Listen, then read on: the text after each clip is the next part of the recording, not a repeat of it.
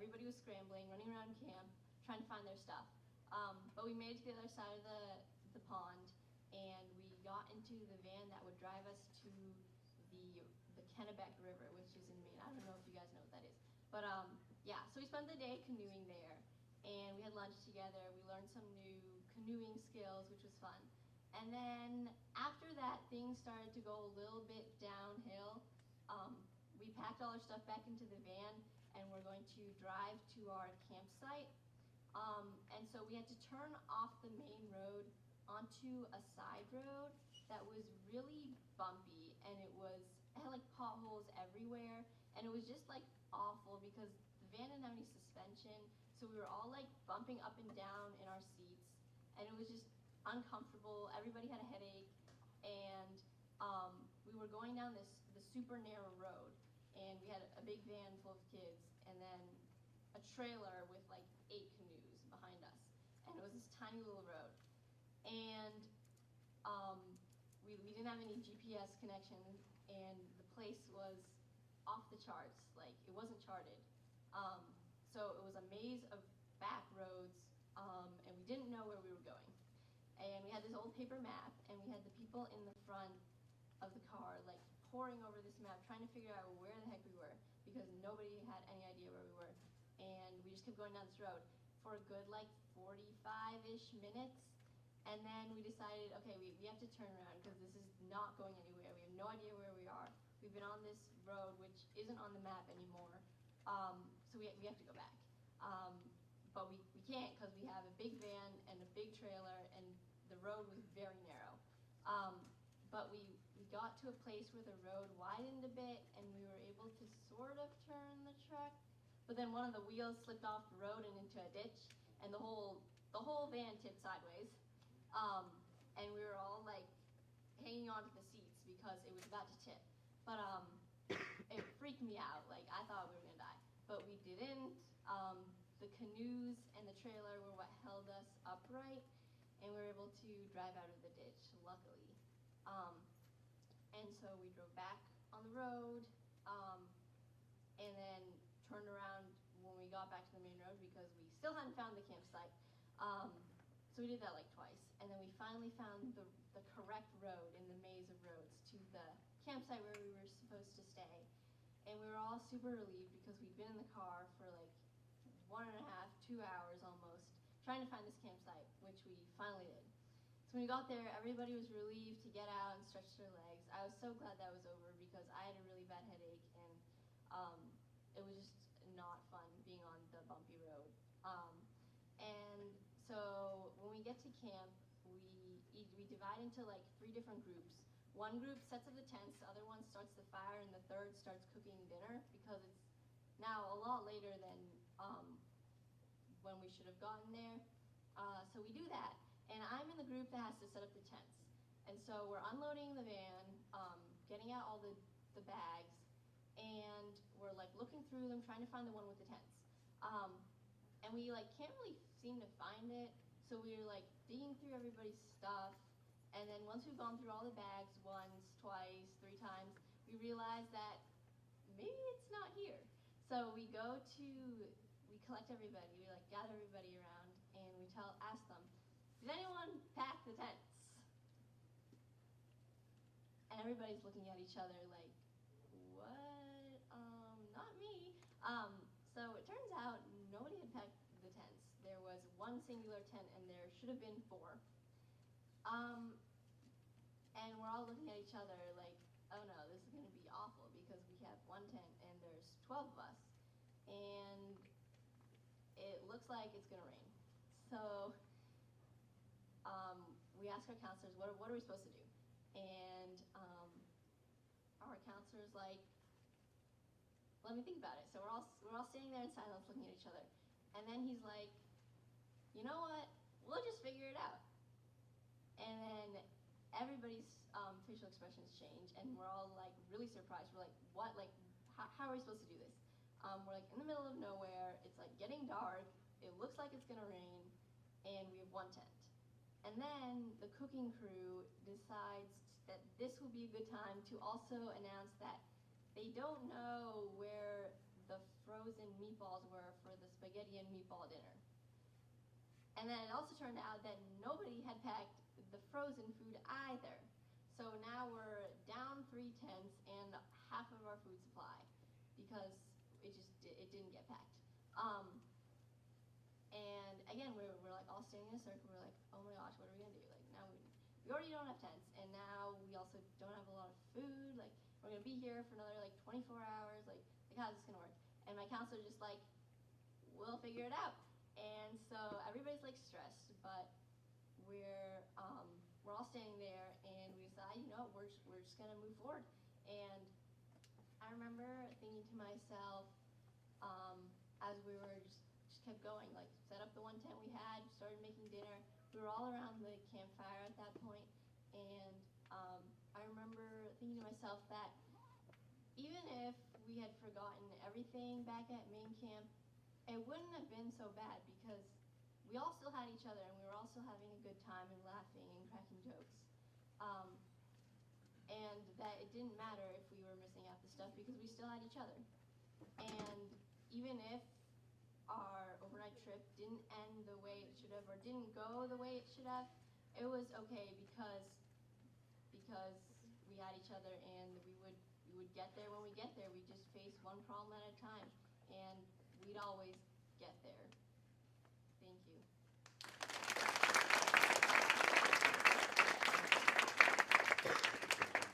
Thank you so much, Mia. And now join me in welcoming Gabe, our very own old man, to the stage.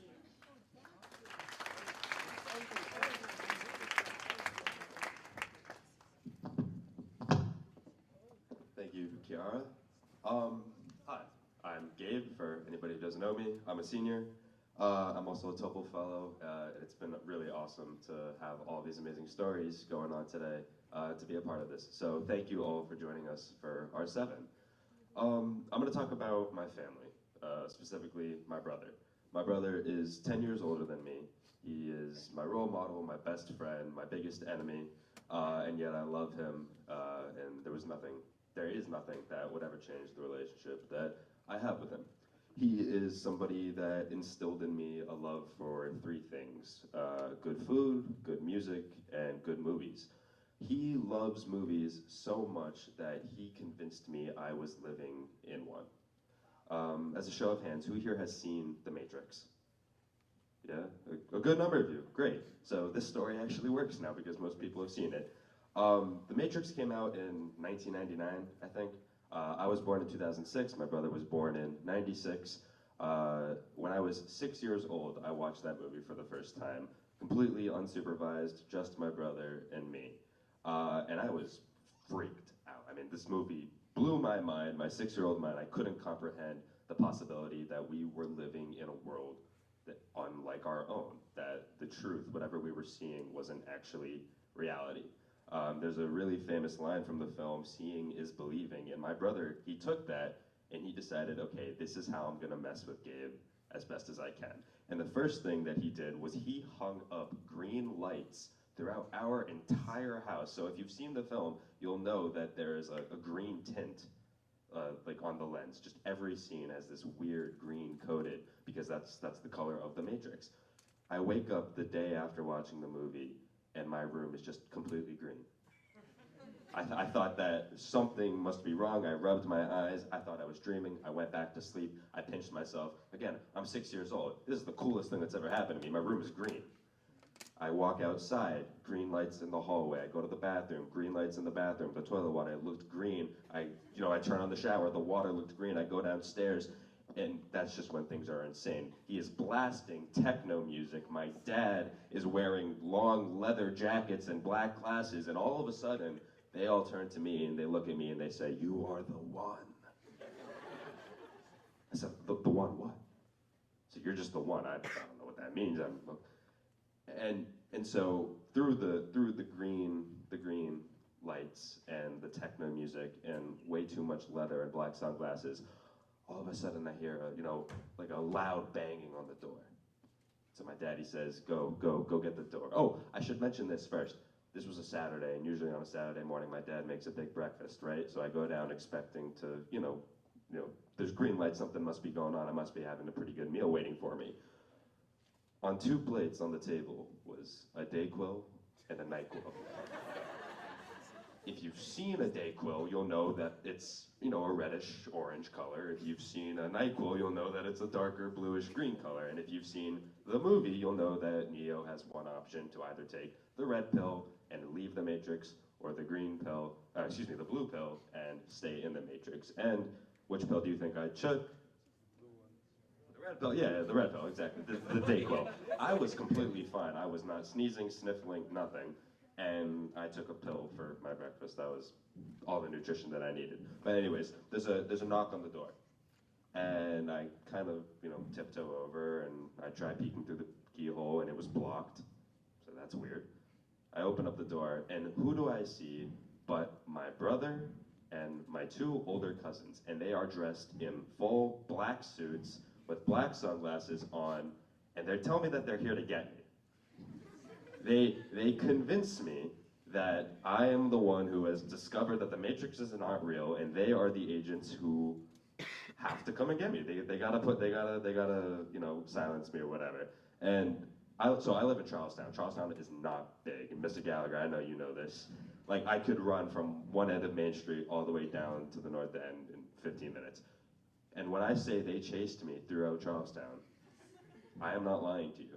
At 6 years old, they chased me from my house up to the monument, all the way around Bunker Hill, through the Navy Yard. If you don't know Charlestown, it doesn't even matter. Just believe that people were talking about a 6-year-old child screaming as 3 men in black suits ran after. Like, the way that this was not on the news, I do not understand how.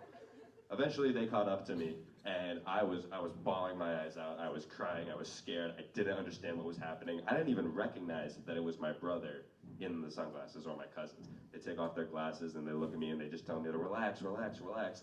And I'm speechless. There was absolutely nothing that they could have said or done that would have made me, you know, believe that I wasn't in the Matrix. And I screamed and said, "Let me wake up, let me wake up, I'm done, I want to go home, let me wake up, let me wake up." And so they took me home, and that was it. My mother was out of town. When she got home, and I had to tell her about my weekend, my brother was grounded, my cousins were grounded, my dad, I don't even know what happened with my dad. And I really don't want to know. They say they have a great marriage, I believe it, but whew, something was not right in that house.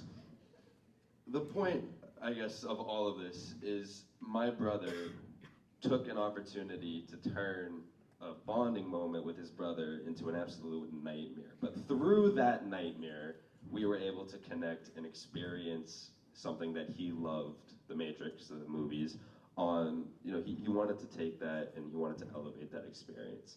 And so when I say seeing is believing, I was able to see my brother, to see my family, and to see the work that he had done to try and create this atmosphere for me. And I really believed it. And, you know, he's gonna have a kid in a couple months, believe it or not. And I see the look in his eyes whenever they have, you know, an appointment, or they take the photos of the baby, and I see the way he acts about, you know, getting ready for this next moment in his life. And I see him, and I believe him, and I know he's ready. And it fills me with so much joy and love in my heart, because I can't wait for all of the crazy shit he's gonna put that kid through, you know what I mean? So that's the message that I wanna leave you guys with today. And so thank you all for listening to me. That's my story.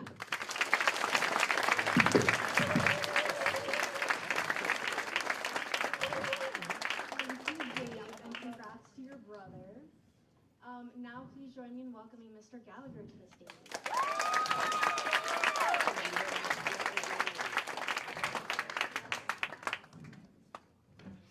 Before I start, is the goal to not have to go back to R7?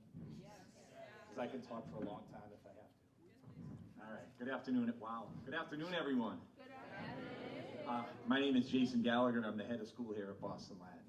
And I'm going to tell you a couple stories about what it was like for me growing up in Charlestown. Thank you, Gabe, for setting everything up for me. I can't really see that well because, like, how many people here live in Charlestown? Put your hands up. Put your hand up. You live in Charlestown. Come on. I know. Age, you don't live in Charlestown. All right. So, for those who don't know about Charlestown, Charlestown is it's 1 square mile. It's very small. Gabe's correct. You can run from one end to the other. I know that because I do it every day at 5 o'clock in the morning, and it's very easy to do. It's also a place that's changed a lot over the last several decades. We hear a lot about gentrification of neighborhoods. When I grew up in Charlestown, I'm not going to tell you the decades. Well, I should tell you that the 70s, the 80s, the 90s. Charlestown was really one of the poorest neighborhoods in Boston. Right now, when you think about Charlestown, you think about the $1 million houses that are all around the places and around the monument and just how expensive it is. And one thing that a lot of people don't know is it also has the largest housing development in all of New England, and as well as multiple other housing developments around Charlestown as well. And so, before I get into a couple of the stories, it is important that you know a little bit about my family because it gives a little bit of context. I come from an Irish Catholic family, meaning that on my mom's side, I had a grandmother and a grandfather and 7 aunts and uncles, and on my dad's side, I had a grandmother, grandfather, and 7 aunts and uncles. They were always really big families. On my dad's side, we didn't really know my grandfather that well because he was a World War II veteran who ended up having what we now know as PTSD. He was in the neighborhood known as, to be quite honest, he was like one of the town alcoholics. He would regularly be sleeping out on the street and things like that. And a lot of that changed. He ended up having a wonderful life and a great story. He ended up starting one of the first AA chapters in the state of New Hampshire when he moved up there, so he ended up being a hero before he passed away, which was a really great story. And then on my mom's side, so we really know my grandfather that well, but we knew my grandmother. They lived in Newtown in Charlestown, which is one of the housing developments. Then on my mom's side, we had, my grandfather was always in a wheelchair the entire time that I knew him growing up. And my grandmother worked, she cleaned buildings for a company. She particularly worked at the John Hancock. So one of the things we found out about my grandfather, just to tell you how crazy families could be back then, my grandfather was in a wheelchair the entire life that I knew him, and when he passed away, we assumed he was handicapped his whole life and all those things. We actually thought he was a war hero. Turns out he had never actually served in the military, and he was pretending to be disabled his entire life, which my mother found out because the FBI had tapped our phones to find out if my mother was committing Social Security fraud for collecting Social Security payments that were his. So it was a crazy thing that we found out when we were teenagers. Yeah, it was interesting. So anyways, I'm sharing all that information about Charlestown. So I also have, my mom and dad are two pretty incredible people. My dad has since passed away. My dad was the type of person who didn't love school. He was thrown out of the English high school and graduated from Charlestown High School just before he turned 20 years old. As soon as he turned 20 years old, he enlisted in the military, and he actually was a Marine and was in the Vietnam War. It wasn't something he talked about a lot with us, but his friends would always tell us what he did and you know, what his jobs were over there, and he was certainly a hero in my mind as well. And my mom was a nurse. And even though she was a nurse, she couldn't really work very often because she had a very bad back. I promise this setup is going somewhere. And then I have an older brother, Derek. If you live in Charlestown, you probably know my brother, Derek. He's the director of the Charlestown Boys and Girls Club, and I had a younger sister, Corey. And she works for like some company doing business stuff, whatever. She was like a phenomenal athlete. Anyways, so the 5 of us grew up in Charlestown on a street called Phipps Street, and we had like one of the biggest apartments of all our friends. The strange thing about our apartment is the apartment had no doors except for the door to the bathroom. So it was almost like a rectangle of like 3 bedrooms in a row, a living room, a bathroom with a door, and then a kitchen. So you could walk around our house and there was only one door. We didn't know that was strange until we turned like 15. We had no idea. But the good thing about having a house like that is if there were no doors, there was one long room. All my friends would want to come to my house so we could play floor hockey. Anyone here ever play floor hockey? Floor hockey is very simple. You're on your knees, you get lots of rug burns, you have little half hockey sticks, and you play hockey all over the place. It was great. One of the things that was a little bit embarrassing about playing floor hockey is one of our favorite things while we played floor hockey is we would lose the ball every once in a while, and we'd have to go looking for it under the couches and stuff like that. But while we were looking for the ball, if you didn't find it, you would chase the mice around my house and try to get them with the hockey sticks, because our house was not in good shape. We didn't know it at the time. We thought everyone lived that way. But that's what our house was like growing up. So we enjoyed living there, even though we had all the space, even though we had a lot of friends living there, which is why every time we're in the office, if we see a mouse running around Latin school, it doesn't bother me too much because they were always in my house. My mom would say, hey, when you get up this morning, did you see the mouse in your shoe? We're like, oh, it's terrible. Anyways, So that was an exciting time. And at one point, my mom, so on a regular basis, my mom would send me down to, we lived above a bank. There was a bank that was above us. It's now an art store, so we'd go down to the bank, and that's where we would pay our rent. So one time she sent me down with a note, and I read the note, and it said to the person we gave the note to, "This is all you're getting for rent. I know you're raising the rent. This is all you're getting." And I was like, I don't know what that means, but I gave it to them. Next thing I know, within a couple of months, my parents were very excited because they told us, "Hey, guess what? We're moving." We're like, "Oh, we're so excited. We have another apartment." And little did I realize until years later, we were actually getting evicted. But luckily, we had somewhere else to go. And we ended up going to, anyone who lives in Charlestown knows what the Mish is. Mishawam? Anyone here live in Mishawam? Anyone live in Mishawam? Yeah. Oh, that's right. That's right, Saffron. So, so you know where Phipps Street is too, right? Yeah, there you go. Right, that's right. That's right. We talked about that once before. So I was very lucky. We got to move to Tibbetstown Way. And by this time, we had, moved all our stuff, and it was great. We lived in Mishawam. We thought we were the best people ever. Now, let me tell you a little bit something else about my mother that matters. So, even though we were trying to, I'm not going to say we weren't rich. We actually felt like we had what we needed if we didn't always have what we wanted. It was one of those situations. I never went hungry, but I didn't always have the best pair of sneakers, I guess is the best way to describe it. But my mother, I think she was put on this planet because she was an expert shopper. Now, there's an old store that was called Filene's. It used to be in downtown Boston. It was a big department store where you could get designer clothes. My mother didn't shop in Filene's. She shopped in Filene's basement. And what the basement was, is if you had the clothes from the store upstairs, which were really nice, they had imperfect ones that would then be down in Filene's basement. So my mother would drag us in there every once in a while, and you would find like the most stylish pair of jeans upstairs that might cost like $40, which is pretty cheap these days, I know, but $40 for a pair of jeans. Downstairs in Filene's basement, they'd be like $6.99. But the reason it'd be $6.99 is they might have been missing a pocket, or maybe the zipper had a button missing or something like there were all kinds of imperfections about the clothes that you got. But my mother would find the ones that were the least imperfect, so we always looked like we were dressed to the nines. It also helped that I had 2 older cousins and a brother, so the clothes would go my cousin Jimmy, my cousin Brian, my brother, and then me. So I would be like the 4th one to wear a pair of pants. But they were always stylish and it looked good.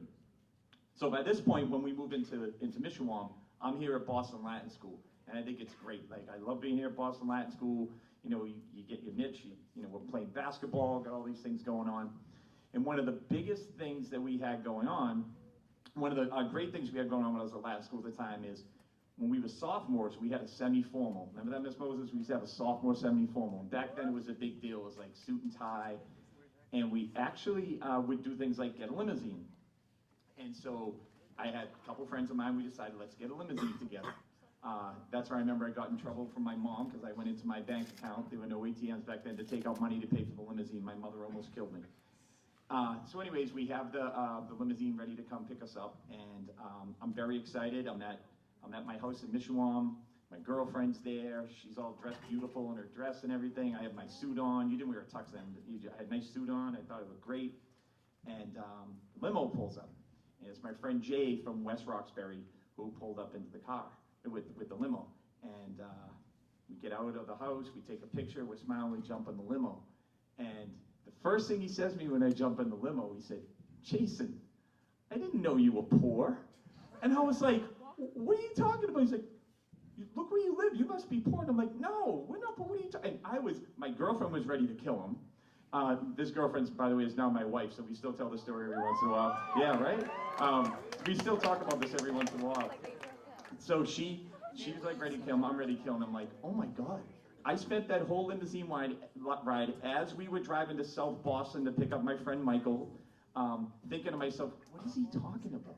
Why is he saying that I'm poor? Like, I dress nice. Look at my suit.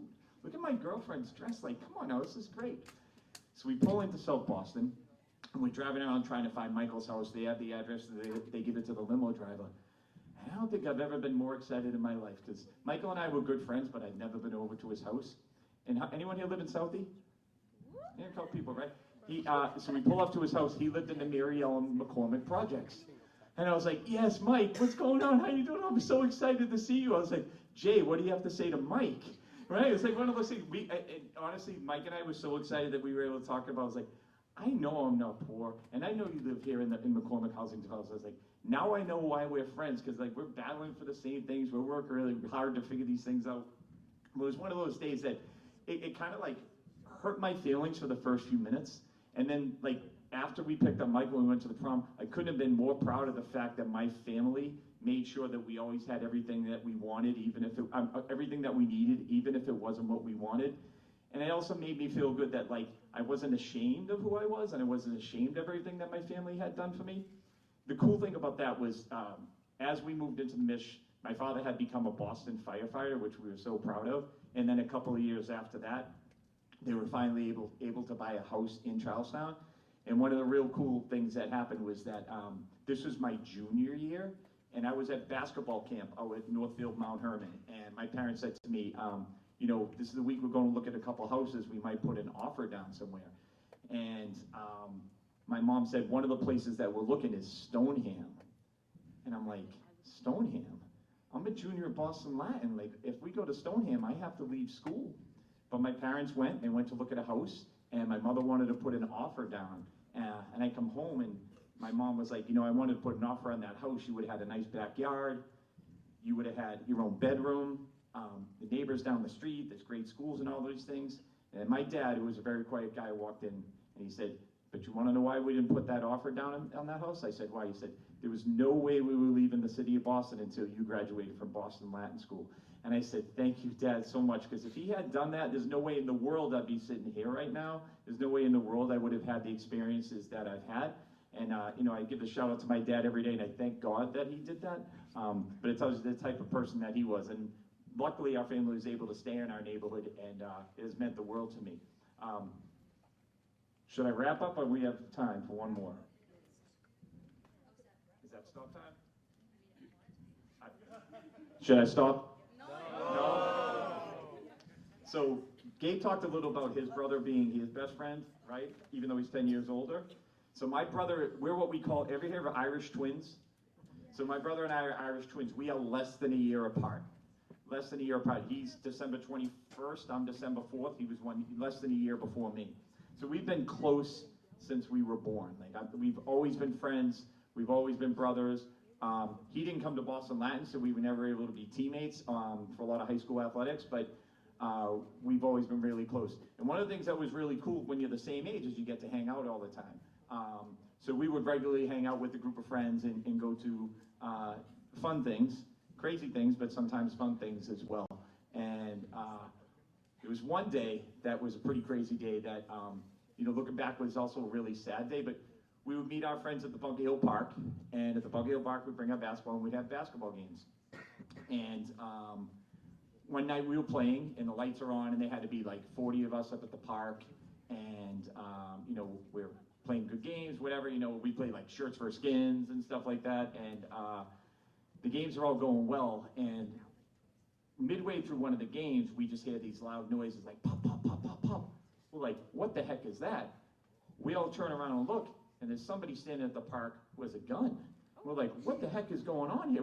So we all ran away. We ran away crazy. Our friend Michael lived a little bit down Bunker Hill Street to run to see what was going on. We're like, what the heck was going on? And we're trying to find out, and after running to our friend's house, their parents took us back up the park to see what it was, and you know, what the heck was going on, and who was all those things. It didn't turn out that it was a real gun. It turned out to be some sort of like fake cap gun type thing that somebody had, but it scared the bejesus out of all of us. And the reason why I say it's a big deal is, so as we're running down there and I'm getting down there, he grabbed me by my shirt because I wasn't quite as fast as him. And he had said to me while running down the street, there's no way that I'm going home without you because Mom will kill me if you get shot. And I'm like, oh my God, this is the craziest thing. So that was one of the things that I really appreciate with my brother. And I know that growing up these days in neighborhoods, when you have cell phones and you're able to connect with people instantly, it's pretty cool things that you can do that. But I will say that, you know, growing up at a time where you had to meet people at a certain time, that maybe you had to use a payphone to call a friend, or just saying they had to meet up, it definitely helped to build the character that we have today and to have the friendships that we have today. So, you know, as you go on to your April break, I'm going to end this by saying, maybe call a friend and tell them you'll meet them somewhere and put your phone away for a little while and enjoy a little bit of less screen time next week. So you can enjoy being with people and being present in the moment, because that way you can come up here next year or the year after and do some stories at Moth Day yourself. So I hope you all have a great break. Thanks to the Topo Fellows for this. Thank you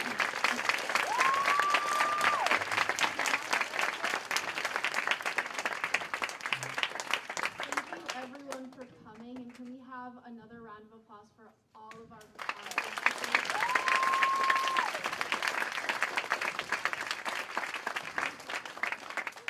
So we have around 4 minutes. We could take 2 or 3 quick questions for anyone who has had questions about one of the speakers that just went.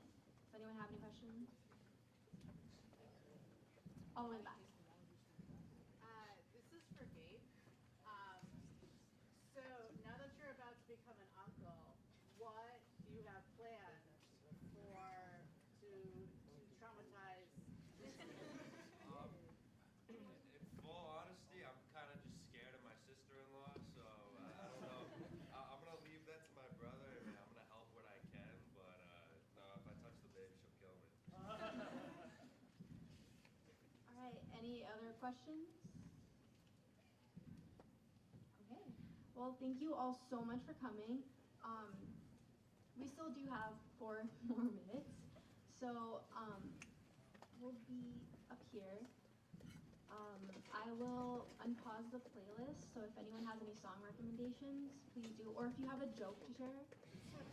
I'm being so serious. In past periods, we have said a couple really bad knock-knock jokes, so if I see someone forcing your hand up, do you want to say a joke? I don't want to call you out, but like, do you want to say a joke? Do you want to say a joke? No? Okay, never mind. Alright, you want to back? I want to do a joke. You want to do? Okay, go ahead. What do you call a bear with no teeth? So the joke was, what do you call, wait, say that again? What do you call a bear with no teeth? What do you call a bear with no teeth? A gummy bear.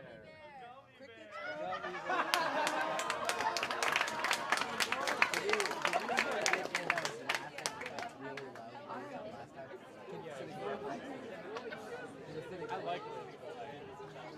He thought he was the funniest, like he was doing it, yeah.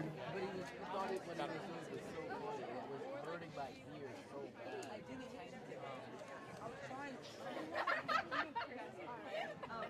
Why did the monkey fall out of the tree? Because it was dead.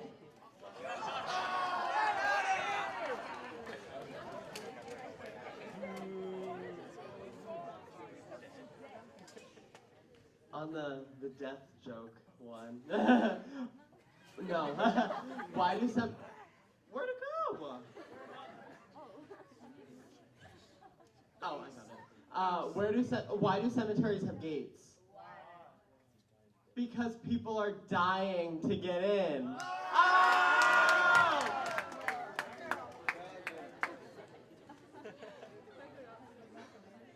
Why did Joey drop his ice cream cone?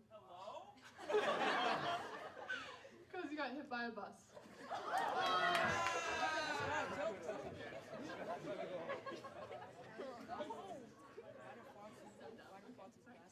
What is a nosy pepper do? It's just jalapeno business.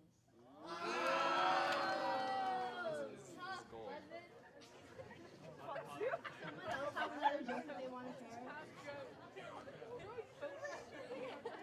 What do you call a robber that only steals noodles? An pasta.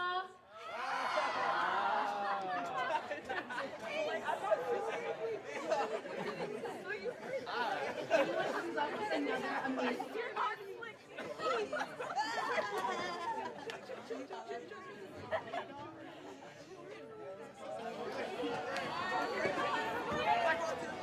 Have a good break, everyone. Thank you so much.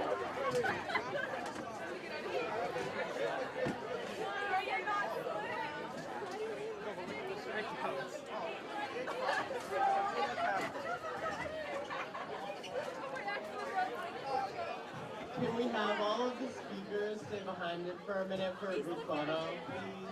Thank you guys. Have a good break.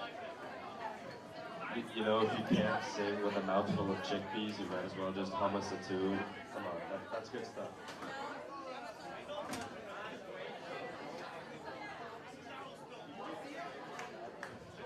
Hello? Look, look, look, look, look, look, look. Oh, a fish with no eyes. Look, look, look, look.